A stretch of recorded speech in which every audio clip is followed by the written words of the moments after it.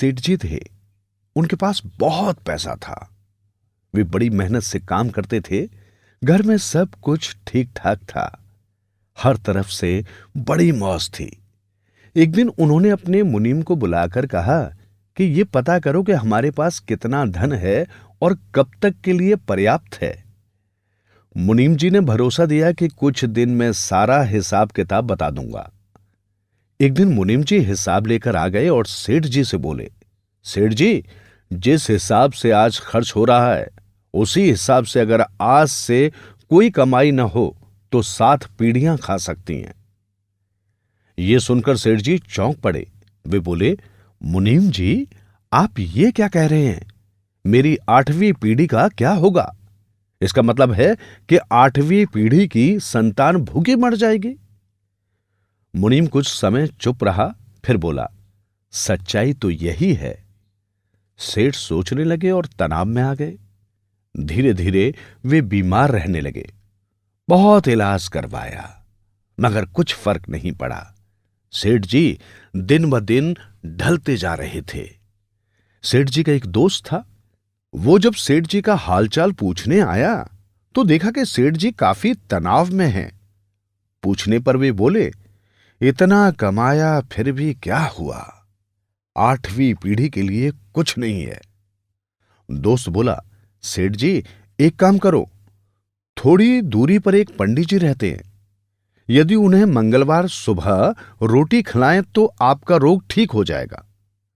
सेठ बोले, ये कौन सी बड़ी बात है? इसी मंगलवार को उन पंडित जी को रोटी खिला देंगे। मंगलवार के दिन पंडित जी के लिए रोटी तैयार हो गई। उन्हें खिलाने के लिए सेठ जी भी अपनी पत्नी के साथ गए। वे पंडित जी से कहने लगे, पंडित जी, आपके लिए खाना लेकर आए हैं। पंडित जी ने उन्हें बिठाया और अपनी घरवाली को आवाज दी, सेठ जी खाना लेकर आए हैं। पंडिताइन बोली, खाना तो सुबह ही कोई दे गया था। पंडित जी बोले, सेठ जी, आज का खाना तो कोई दे गया है, इसलिए आपका खाना स्वीकार नहीं कर सकते।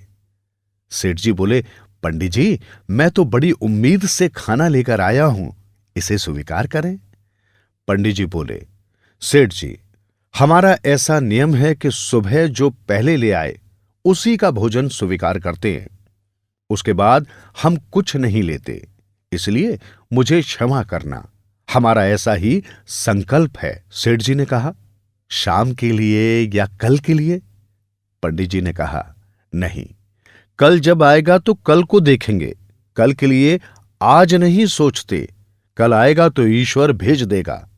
इसी तरह हमारी 7 पीढ़ी चल रही है। सेठ घर की ओर चल पड़े और सोचने लगे, देखो कैसा आदमी है, कल की इसे बिल्कुल भी फिक्र नहीं। मुझे 8वीं पीढ़ी का रोग है, अगर वो पैदा होगी तो अपने आप कमाएगी, मुझे फिक्र करने की क्या जरूरत है?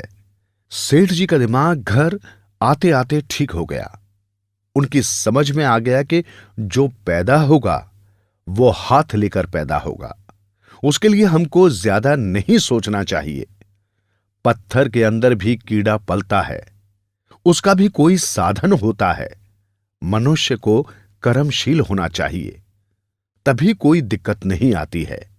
किसी ने ठीक ही कहा है, तो कल की फिक्र मत कर, आज के दिन को अच्छा बना, कल अपने आप अच्छा होगा।